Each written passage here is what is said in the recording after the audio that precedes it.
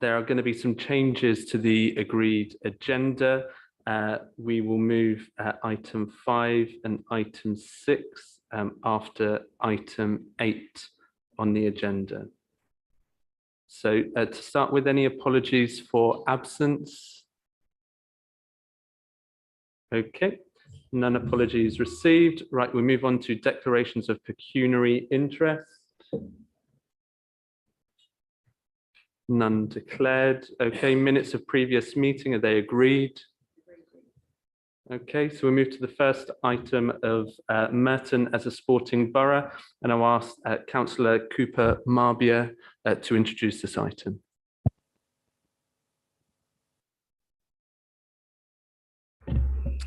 Thank you very much, Chair. I'm delighted to submit my report on this newly formed cabinet portfolio for sports and heritage. I'm also very delighted to be the first cabinet member appointed to the role and want to thank the leader for his appointment.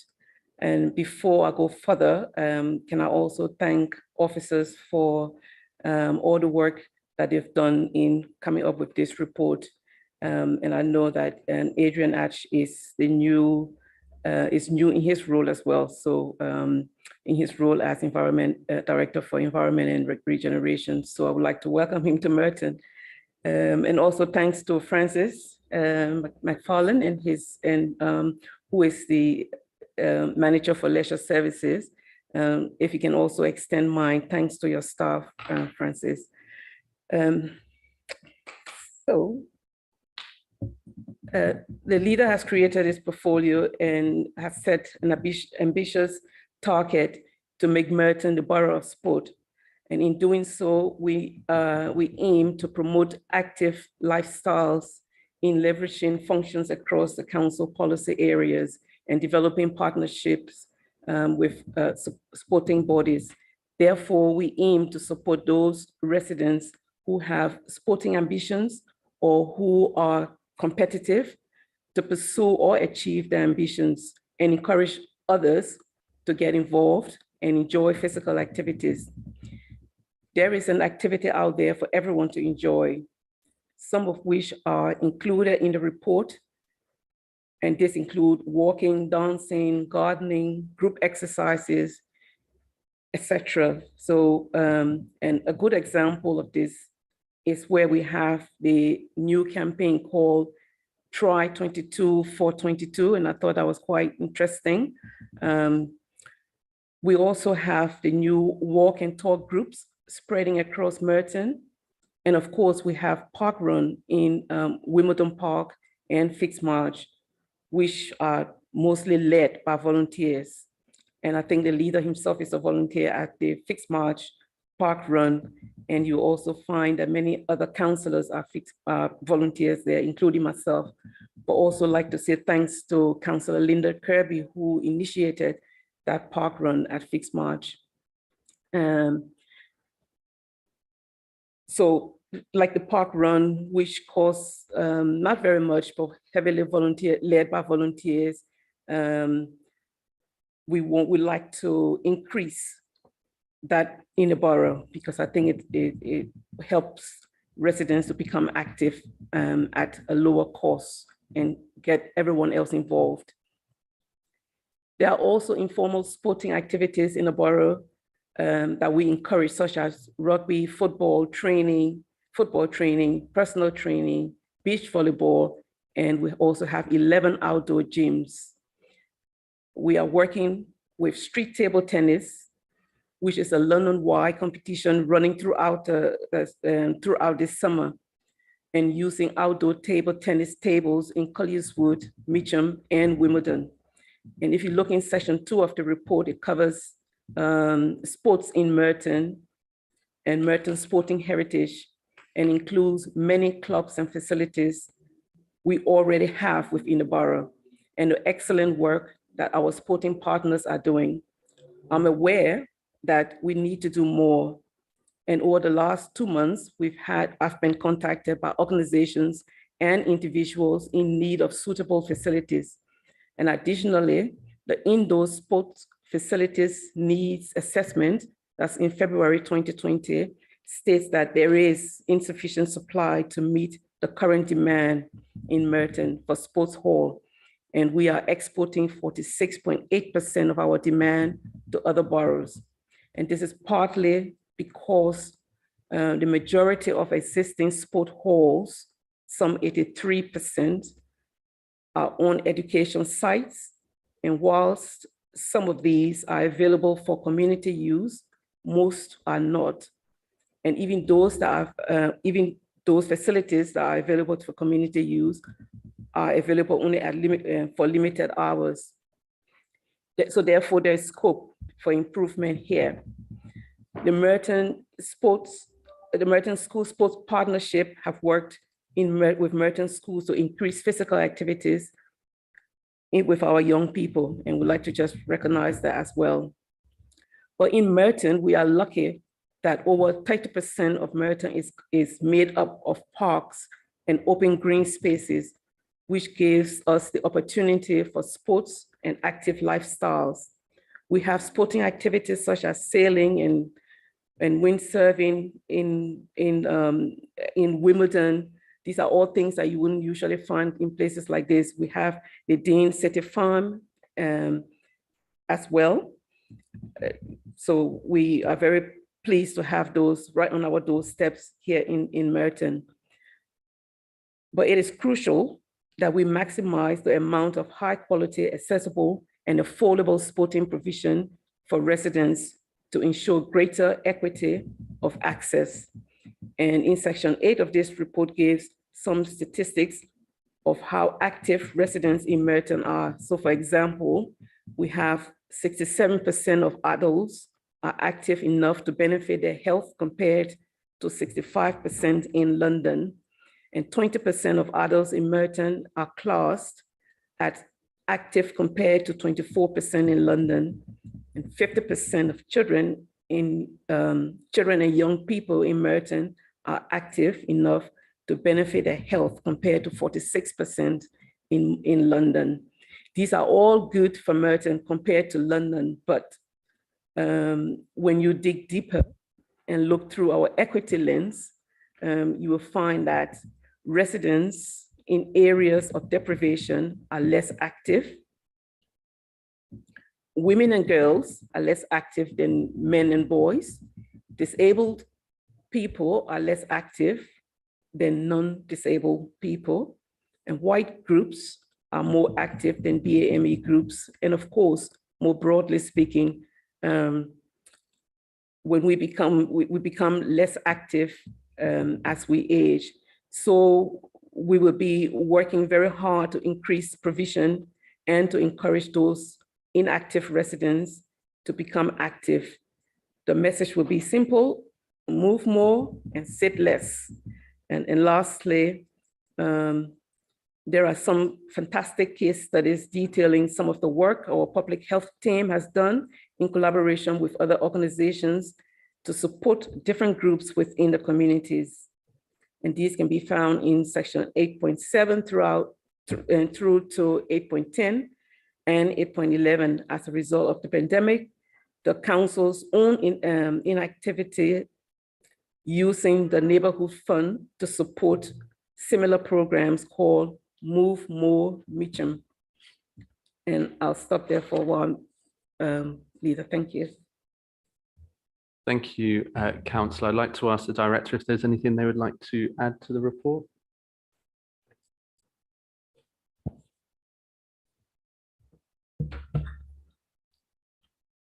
From my point of view, the report identifies Merton as sporting heritage, its current offer and its future achievable aspirations in terms of its provision of community sport and recreational facilities, and making Merton the borough of sport.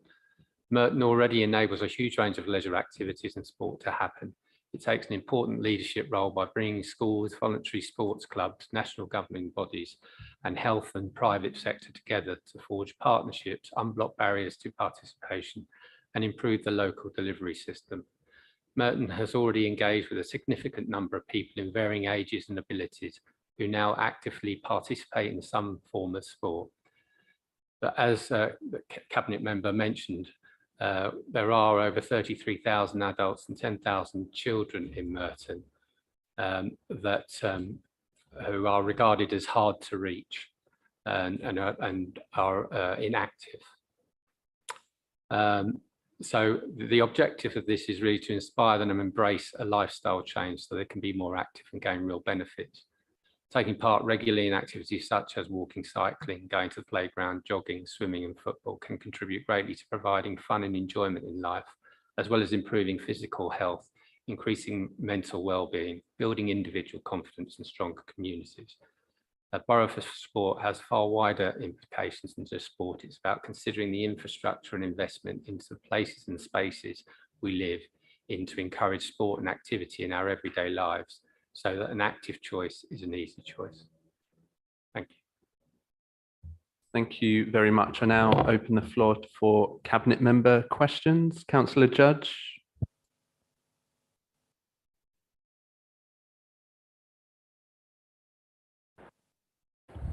Well, I welcome the passion and commitment that Caroline brings to this brief as a Cabinet Member. I can't recall having such a focus on sport in the past.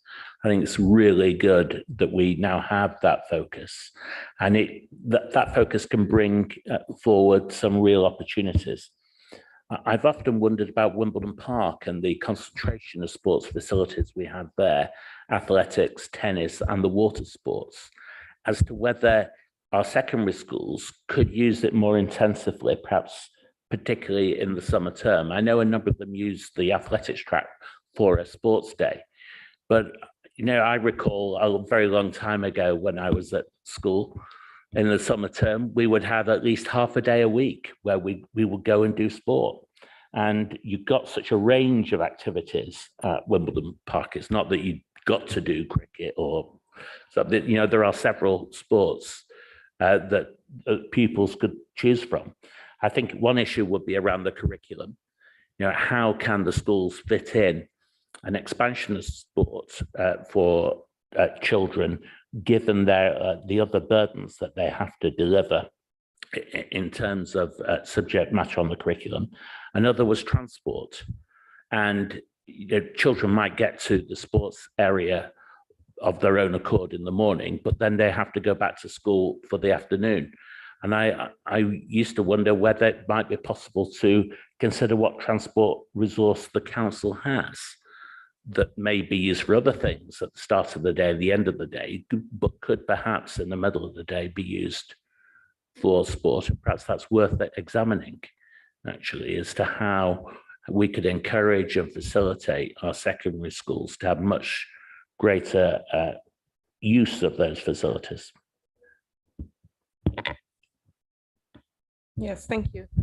So currently, of course, this whole portfolio is brand new. But that's one of the things we're looking at, the facilities that we already have, to see whether they are fully used or whether there are any capacity, and how best could we use whatever capacity that are available. And of course, young people are at the top of our agenda, because it's important for them to start early and build that up, so that as they get older, they already enjoy physical activities, whether it's sports and whether it is competitive sports or whether it's just being active for fun. But yes, we are exploring all of those that you've just mentioned to see whether we can expand it and get more people involved. Thank you. Councillor Irons. Thank you, Chair, and thank you, Caroline, for your report. It's genuinely exciting to see us using our sporting heritage and legacy to try and inspire residents today to take up an active lifestyle. So it doesn't just have to be about whether you play football, it's just about whether or not you want to enjoy walking and using the facilities that we have. So thank you so much for that. The report highlights the investment that we have earmarked for things like surfacing our tennis courts and for our multi-use games areas, or MUGAs as they're called. And so that's really great that we're investing in that infrastructure. But I was just wondering, it's particularly when we're thinking about that equity lens, where it's not about formal things, it's more about informal access. what kind of role do you envisage our green spaces and parks having in this priority area for us? And how can we work together to achieve that? Thank you very much, Councillor Irons.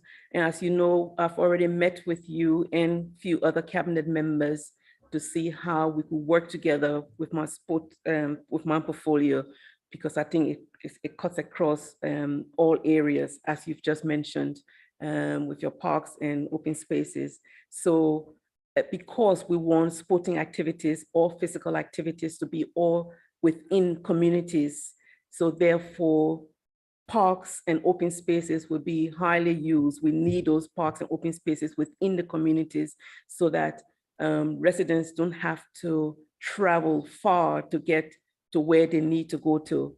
It can be just on their doorstep.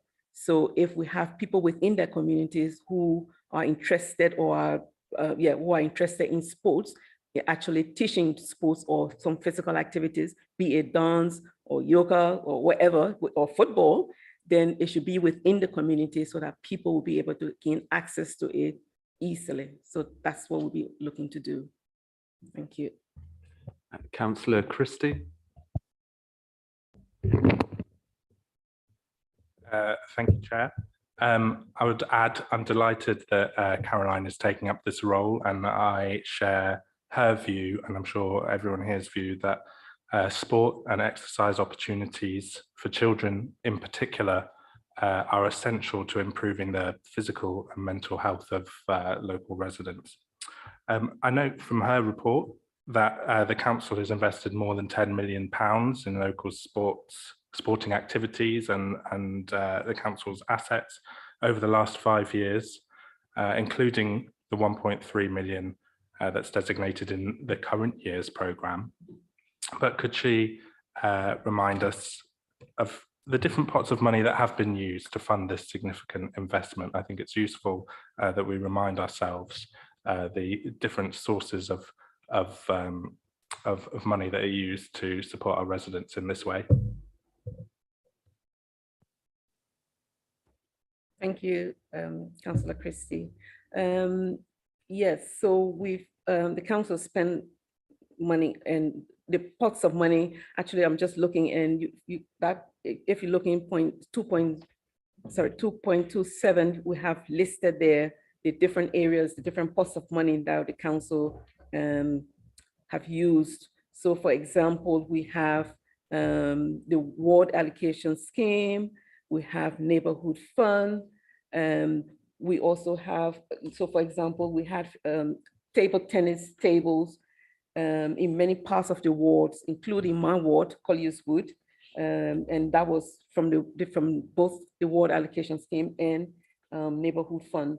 We had also money from the interactive adventure running track, which is in Cremda Road. That was from the Merton Ward allocation scheme. So just across the board, we have funds that we use for different activities in the different parks of the borough. So thank you. Councillor Fraser.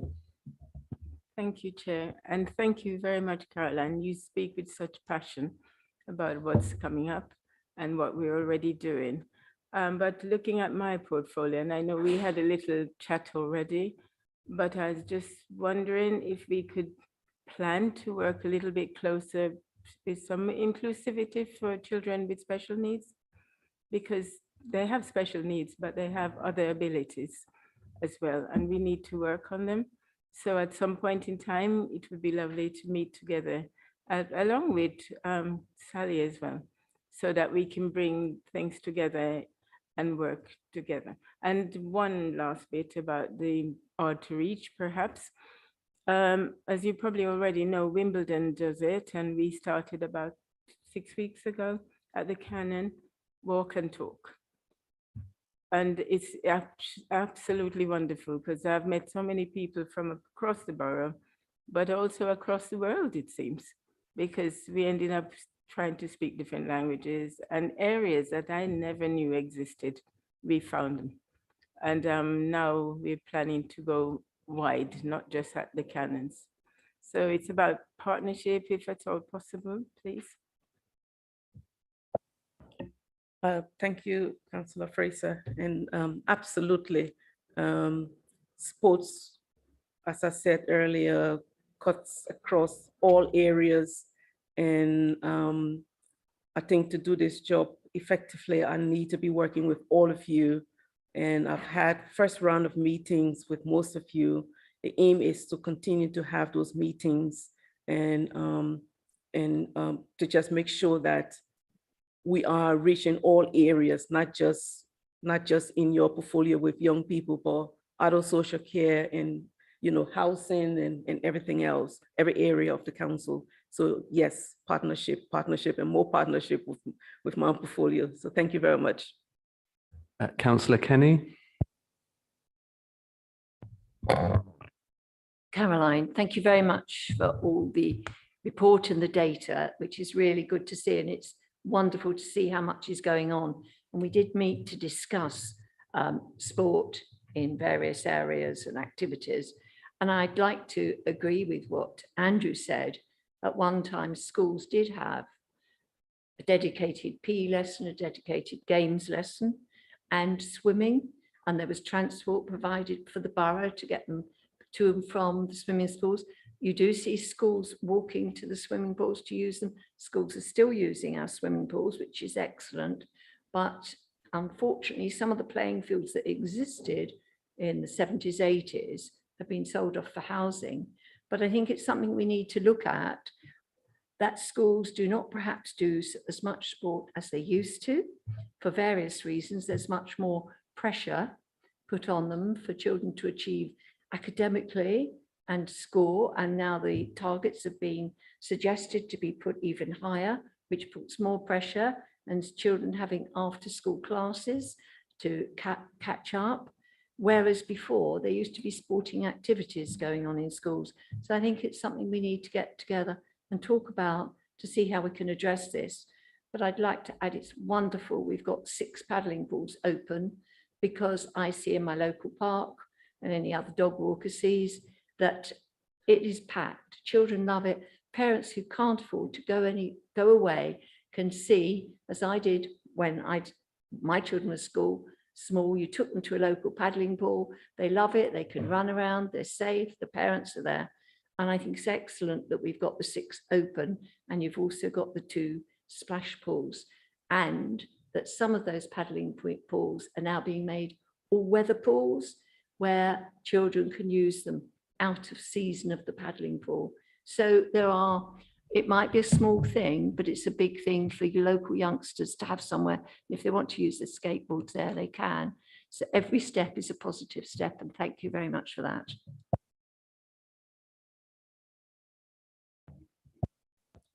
Yes, thank you very much. I agree. I think when you said just towards the end, when you say every small thing is an important thing, yeah, I think we need to have many things, whether they're small or big, and so that will give people more opportunity and more options.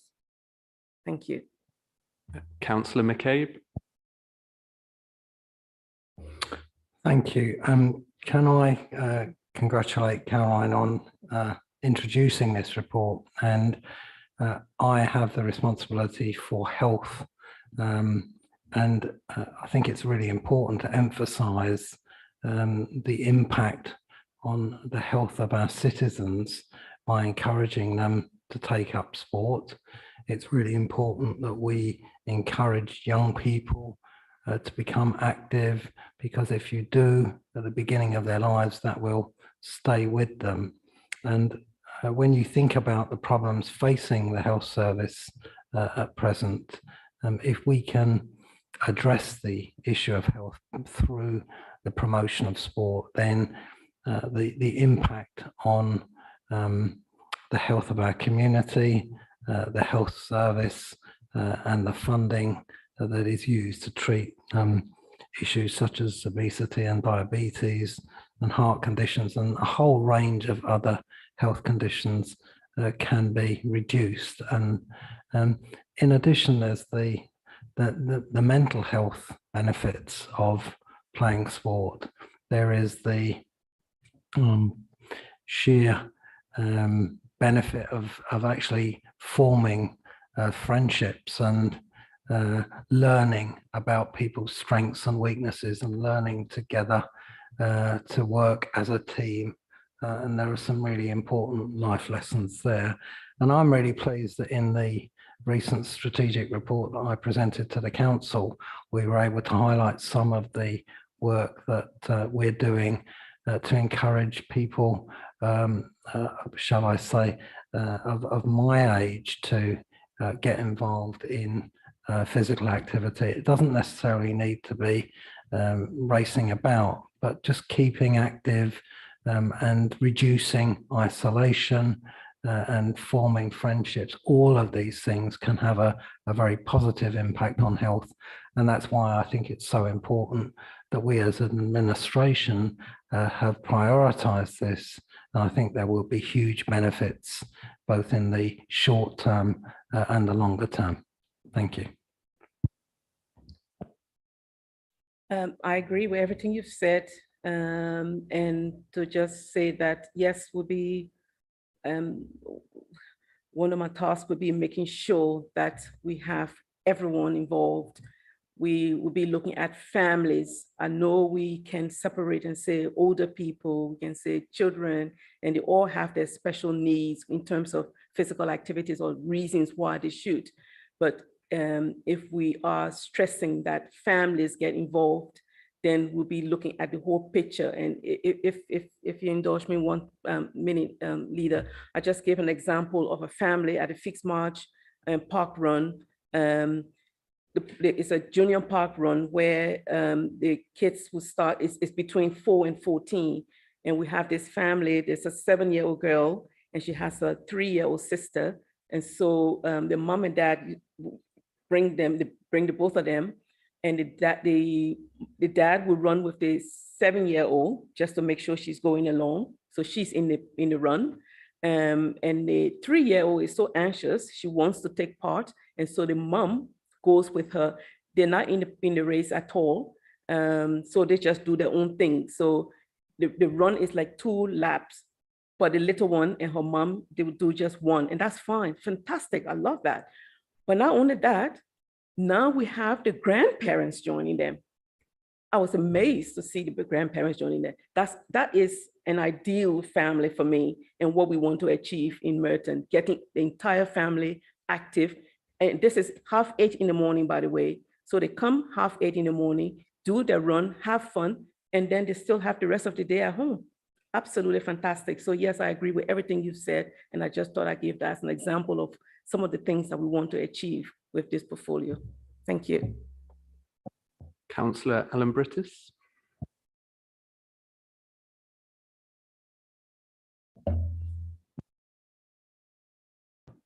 Thank you, Leader. Just wanted to refer to 2.23, the reference to school facilities only available for limited hours. Planning has a part to play here. Wimbledon College, Rickards Lodge went through planning to extend hours for various new pitches that they've wanted to put in place, new floodlights. So it's important that we look kindly on schools wanting to extend their facilities to the community through hours, provides income for them as well. Welcome the new hockey community pitch at Harris Academy Morden. Increasingly, that comes from the strategic community infrastructure levy. Again, this is all linked. It's one of the huge sources of funding for our sporting facilities here, and we need to continue as a borough to attract investment so that that community infrastructure levy, the strategic side, continues to prosper. And finally, from me, we always think of the players, why not? Of the spectators, why not? But as a former football referee, perhaps Caroline can look at some kind of involvement with our enforcers, umpires, referees who live in Merton to see whether we can work more closely with them, because these are true volunteer professionals who give of their time, and no football match is a football match without an official officiating. So perhaps something we can do to recognise those unsung heroes. Thank you. Thank you very much, Councillor Alambritis. I'll take that on board. Thank you. Real. I don't see any more hands raised for any more questions, but can I congratulate the Cabinet member as well as officers for such a great report packed with great statistics as well. One in particular that caught my eye was in Merton, on average, you're no further than 250 metres away from your nearest park or playing field, which is amongst the top 5 most accessible in London. So I would encourage everybody to read this report. You learn a lot from it, and it's rich in sporting prestige and heritage within the borough. And can I also thank Councillor Irons as well for her work in our parks and green spaces, which help facilitate a lot of this sporting activity. I think we all welcome the investment that this council is putting into sporting infrastructure, and we all recognise that this is the first step in our journey on realising this borough being the borough of sport. It's the first step, but there'll be many more steps ahead, and it's very exciting times for our residents and for this borough.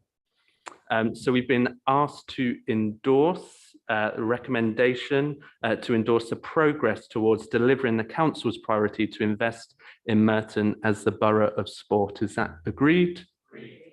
Fantastic. So we now move to agenda item 7, the contract extension of the Integrated Sexual Health Service. And I'll ask Councillor Peter McCabe to introduce the item. Thank you, Leader. This report sets out a proposal to extend the contract for integrated sexual health services. I have had the opportunity to discuss this with the Director of Public Health and her staff.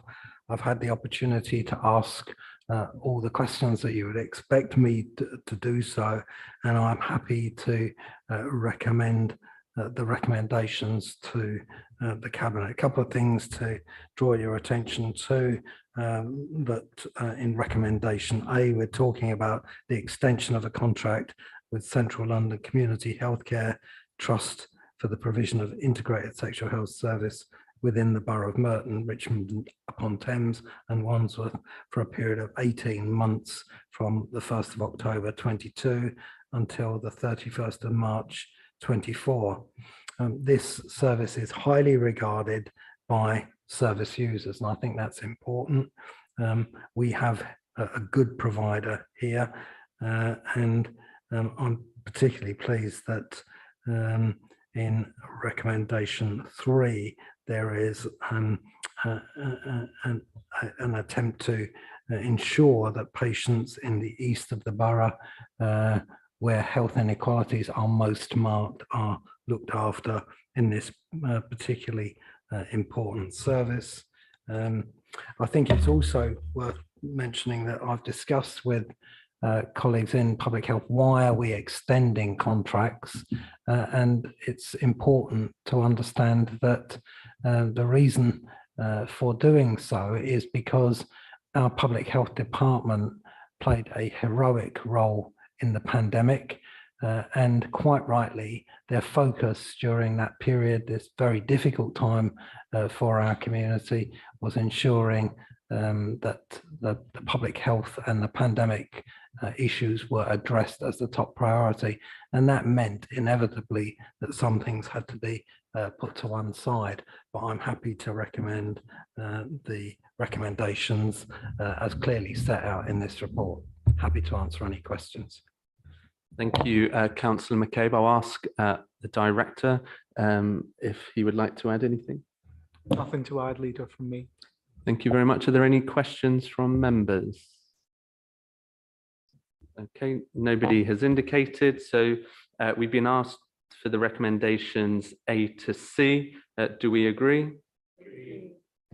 Thank you very much. Okay, so we move on to agenda item 8, which is public health community services contracts for children and young people. And again, I'll call on Councillor McCabe to introduce the item.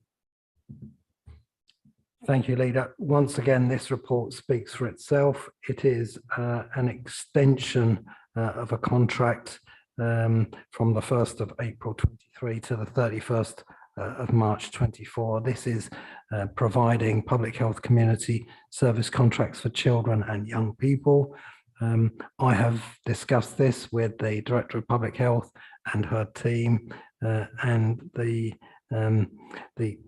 same applies in relation to the extension, in the sense that the COVID pandemic impaired the capacity of our public health team to initiate a procurement process at scale.